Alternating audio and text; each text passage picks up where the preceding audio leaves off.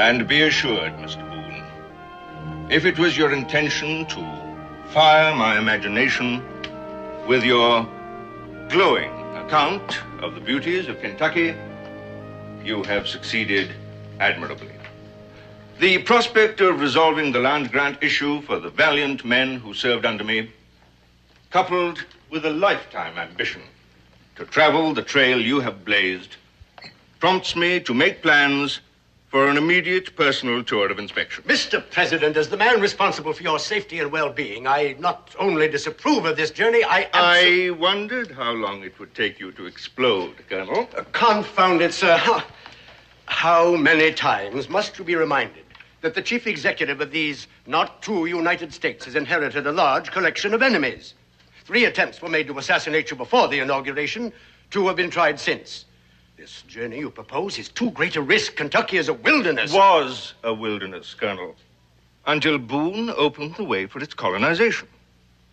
As you are aware, he served under me before.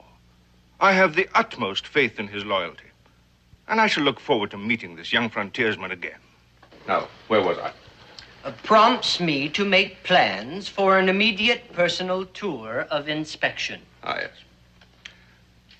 My aide, Colonel James Lamport, will be arriving at the fort 2 weeks from this date. I trust it will be convenient to meet with him and make arrangements for my journey over Boone's Trace, which I hopefully wish to make under your personal direction. With kindest regards, looking forward to our next meeting, I remain respectfully. Would you read that back to me, please, Mr. Portman? Dear Mr. Boone. In reply to your letter of the 21st, Pa? I am deeply... Pa? Is it true, Pa? Is it true, Pa? Is it real honest true? It's what true? About President Washington. Ma says he's coming here to Kentucky. Well, that's what it says in the letter. You don't seem very excited about it. Well, ordinarily, I'd be real excited. But under the circumstances, I can't honestly say that I am. I don't understand, Pa. Well, neither do I. This letter from Mr. Washington is an answer to one I never wrote in the first place.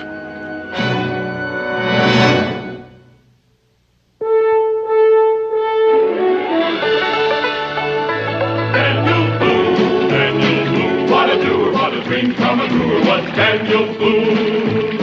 From a coonskin cap on the top of old Dan to the heel of his rawhide shoe, the rippinest, roaringest, fightingest man the frontier ever knew.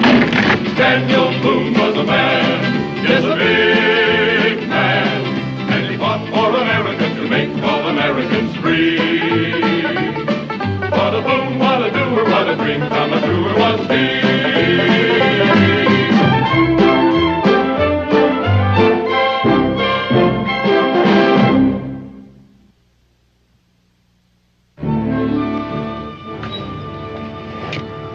See how it's possible to receive an answer to a letter that you've never written from the President of the United States. It's the first thing I'm going to ask Colonel Lamport when I see him. Supposing he doesn't have an answer, I'll just keep on going till I get to Mr. Washington himself. I don't like this, Daniel. I don't like it either. That's why I came looking for you. How many people know about this letter? Everybody in Boonesboro, except they don't know what's in it. Only Becky and the children know. What does Becky make of it? About as much as you and I do. Either somebody made a mistake, or somebody didn't. Well, either way, the president's dependent on me. But you're not even sure that he's the one who wrote the letter. That signature could be a forgery. Well, the courier's credentials were in order. It was closed with the official seal. Well, those could be forged, too. This whole thing could be a trap, a ruse to lure you on some fool's errand. I've thought about that, too.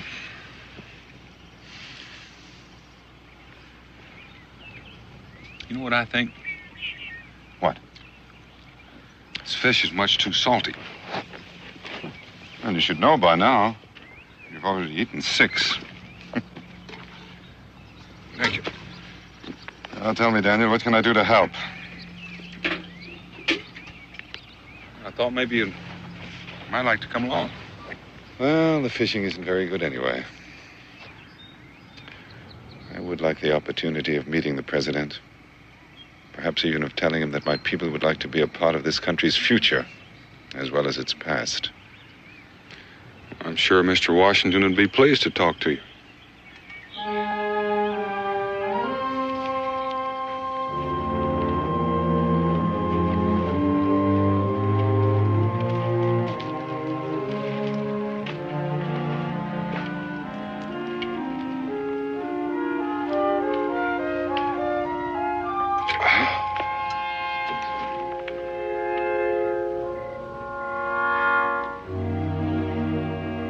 Your turn, Daniel.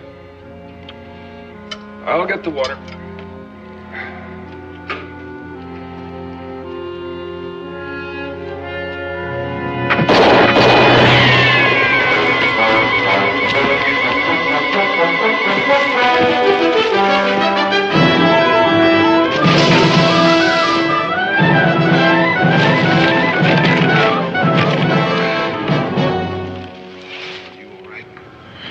Tail feathers are a bit ruffled. You think they're still out there? I don't know. Why would anybody want to kill you, Mingo? Are you sure it was me? It wasn't me. I must have walked within 10 feet of them. They could have hit me with a rock. Evidently, someone doesn't want me along on this trip. Why? I wonder why you received an answer to a letter you didn't write. In any event, I think we'd be safer traveling separately. It makes a lot of sense. Why don't you put all of our extra gear in this hollow log?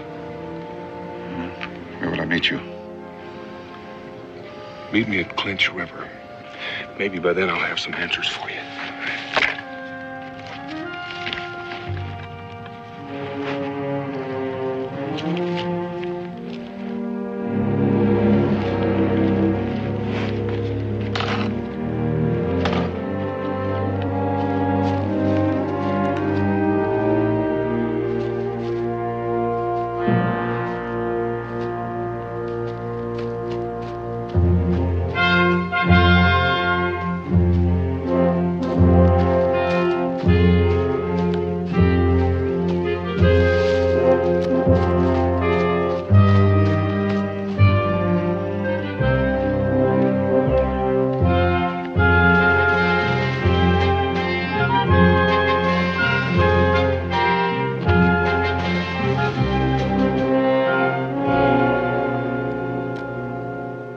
I can't understand it, Colonel.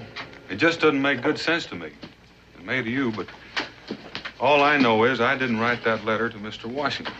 It does make sense, Mr. Boone. I should have known about it all along, except that up to now, I've had no reason to doubt the authenticity of your letter. I don't follow you. I warned the president not even to consider leaving New York. But, as usual, he paid no attention. He can be a very stubborn man. I reckon it's lucky for the rest of us he is. Otherwise, we could have lost the war. Well, I'll tell him you said that, Mr. Boone. I'm sure it'll please him. But it isn't really an answer to our problem. I'm not sure I know what our problem is. Sir, isn't it quite obvious? There isn't a doubt in my mind that we're face to face with one more plot to assassinate Mr. Washington. You mean it's been tried before? Yes, several times. Oh, naturally, it's been kept quiet, but there is a certain group of men who seem almost dedicated to taking Mr. Washington's life. I can't imagine anybody wanting to kill George Washington. Loyalty, Mr. Boone, is a strange thing. There are people who think we still owe allegiance to the British. Do you know who any of these men are? Unfortunately, no. But the heads of this group are very clever men. That's why the president's letter was sent in your name. They are well aware of his interest in land grants for veterans and his fascination for the wilderness. They figured quite correctly that a letter from Daniel Boone would be delivered to the president in person. That's the part that doesn't seem real smart to me. They had to figure that the president would get suspicious when he found out I didn't write the letter. Well, they probably aren't aware of the president's personal affection for you. They failed to anticipate he'd answer the letter in person, and that is our good fortune. Yeah, I reckon it is. Now that you know what's going on, you can get on back to New York and make sure Mr. Washington stays put. On the contrary, Mr. Boone, the trip will take place as planned. Well, isn't that kind of like setting the president up as a target of a turkey shoot? You mean you don't see it? These people have no way of knowing that you got an answer to a letter you never wrote. They'll carry on just as planned.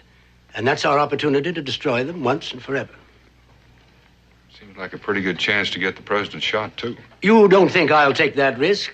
Mr. Washington won't be in the president's carriage. He'll be safely guarded at Mount Vernon, but only you and I will know that. Orderly! Have my horse saddled and brought around to the gate as soon as possible. Yes, sir. You will forgive my haste, Mr. Boone, but there are details to be taken care of, and I'll need your help. Speaking of help, Colonel, I've got a friend who knows the country as only an Indian can. His name is Mingo, mother Cherokee Indian, father British, educated at Oxford. You seem to know a lot about me and my friends, Colonel. Most important part of my job. Well, maybe you can tell me why somebody tried to kill Mingo on the way here. He was traveling with you? Up to a point. Then I assume he knows of Mr. Washington's projected journey to Kentucky. They read the letter. That's most unfortunate, but I suppose it can't be helped. You have objections? Listen to me, Mr. Boone. One of the would-be assassins we took in a while back was a half-breed. Maybe that explains the attempt on Mingo's life. I don't like the word half-breed, Colonel. Neither do I, Mr. Boone. A man's origin has nothing to do with whether he's good or bad. We agree on that. But you can understand my hesitancy. Oh, I have no real objection, Mr. Boone. Only that I don't see his value on this preliminary trip. When the president does make the journey, his advice will be more than welcome. Mingo will be real pleased to hear that. What's this about a preliminary excursion? If you'll walk along with me, Mr. Boone, my horse should be ready by now.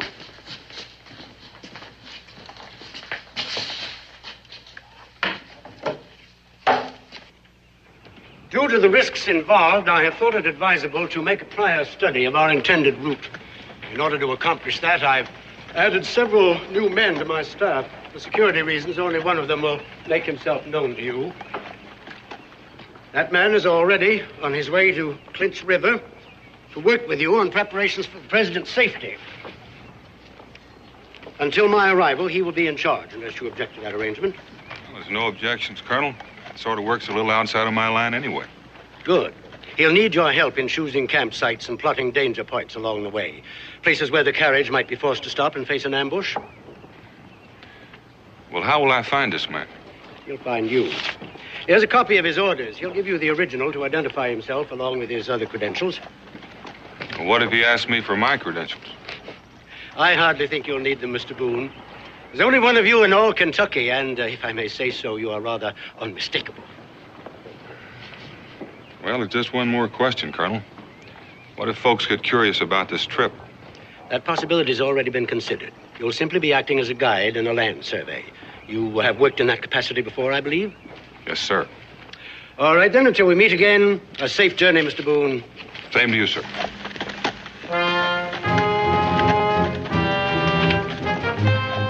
Captain Edgar Newton.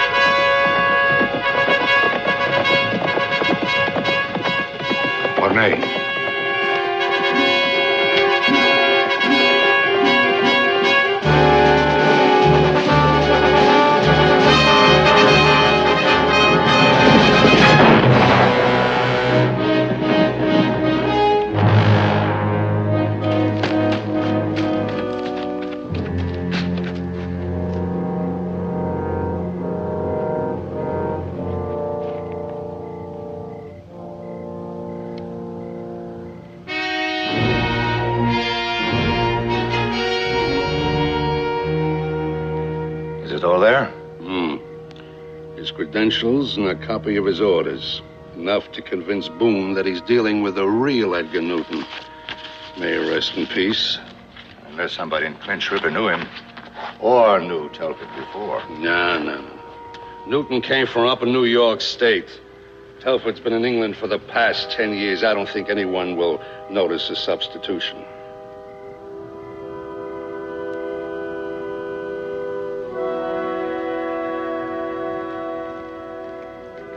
Sit down, Warner. You've walked at least 10 miles since dark. Captain Newton should have been here long before this. So doesn't that bother you? Not especially. His horse could have gone lame, or he could have been delayed in some other way. Or we could have chosen the wrong spot for the rendezvous. Yes, since it was the same in both orders, I don't think there's much chance of that now. Have another drink. You'll be alone. You seem to forget we have a schedule to keep, and there's been small allowance made for error. There might have been a change in plans. In that case, allow me to congratulate you on your alertness, gentlemen. I could have killed you both easily. Give me a drink, John. At least I'm glad to see you both here on time. on time. We've been waiting here since noon. My horse apologizes. We've been traveling since morning. And we're not staying the night? No, Boone's due in Clinch River sometime tomorrow. I'm expected to meet him there. I'll saddle up then. No. The colonel thinks it's better we travel separately and meet as strangers.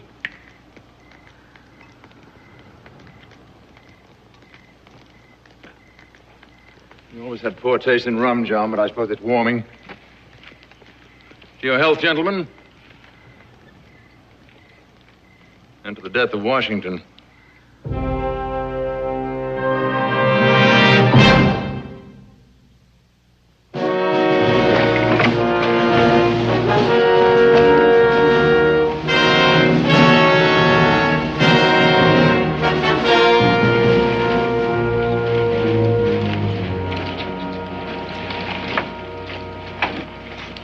Looks like you've been riding a far piece, stranger. Riding hard. Far and too fast. Oh, you take care of my horse for me. Yes, sir. How long you plan on staying? Overnight at least. You look like you could use a rest. Is there an inn in town where I could get some decent food and lodging? Well, the Village Inn is just up the street. Ain't really decent, but it's the only place in town. Thank you. By the way, would you happen to know a man named Daniel Boone? Daniel? You are a stranger around here, mister. Reckon ain't anybody in the whole territory don't know him. Well, do you know if he's here in town? Well, I ain't seen him. He ain't a man you could overlook real easy. Thank you. I beg your pardon?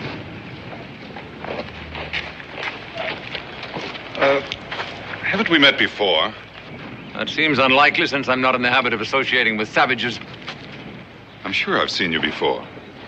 And I'm sure you should be taught some manners. Fight! Get him, knock him down! Fight! Somebody get a fight! Look, we have no quarrel. Get that Indian!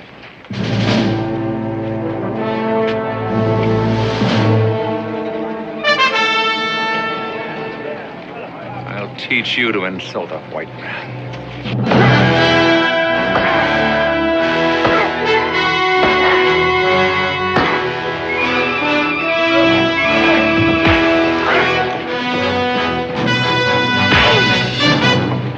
You all right, Mingo? No thanks to him. Would you like a free swing at him? That seems to be his style of fighting. Excuse me, sir. I think there's been a slight misunderstanding. You're sure of it? Now, you better get out of here, mister. He may not want to swing at you, but I'm real tempted. I believe I heard him call you Daniel. Your last name happened to be Boone? Could be. Afraid I owe you and your friend an apology, sir. This whole affair was entirely my fault. It's unfortunate we had to meet this way, but perhaps the whole incident can be forgotten.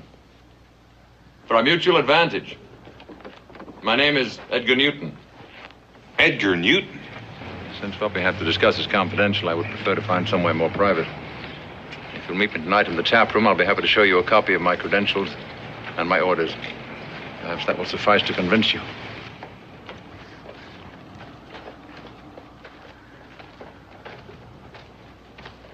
That's too easy, Daniel.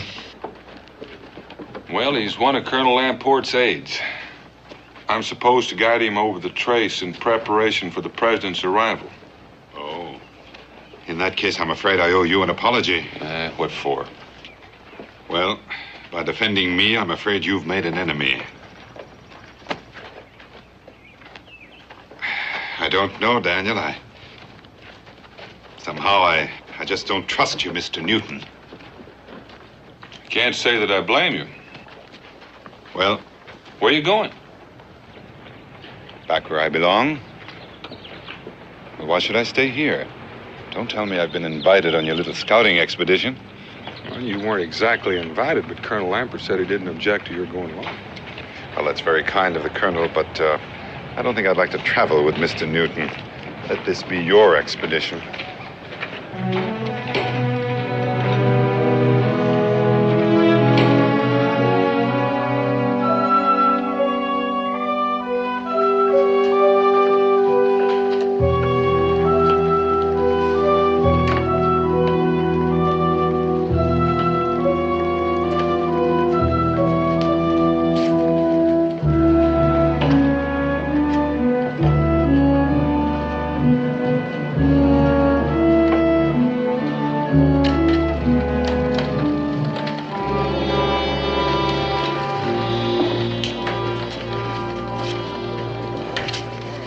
Seem to be in order. At least that's one thing between us that's settled.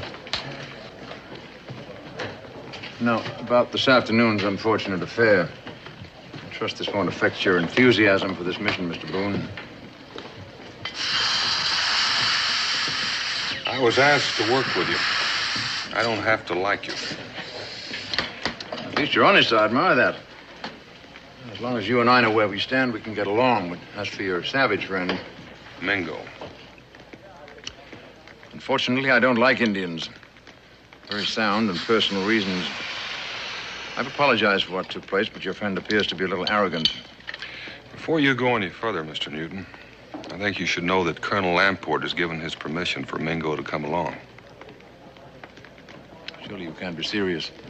I can't believe he'd trust the safety of the President of the United States to... You can believe it, Mr. Newton. I didn't even know the Colonel had been consulted on this matter. Or that your Indian knew what our plans were. Well, in the circumstances, I suppose I'm compelled to respect the judgment of my superiors. I can't say I look forward with pleasure to traveling with your Mingo. Mr. Newton, he felt the same way about you. He's already gone. Gone? Gone where?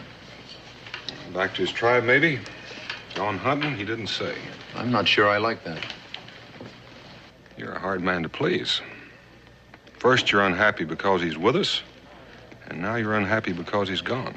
This was supposed to be a secret mission, Mr. Boone. It appears it's no longer secret. You don't have to worry about Mingo. I'm going to turn in.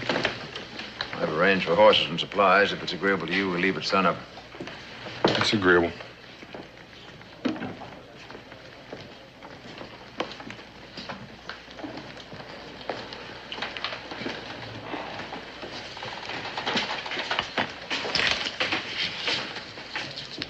What did you find out? Nothing we didn't know before, except the Indian's gone. I could have told you that before. We saw him leave shortly before sunup. Which direction was he headed? West. Then get after him. At this time of night? At this time of night, he can't have traveled far. I don't see what harm he can do. He knew me in London. Not very well, fortunately, but given enough time, he might remember me. We can't take a chance like that. Where do we go, then? You find me on the trail, we leave at sunup. What do we do with the Indian when we find him? Just what you were told to do before. Only this time, don't miss.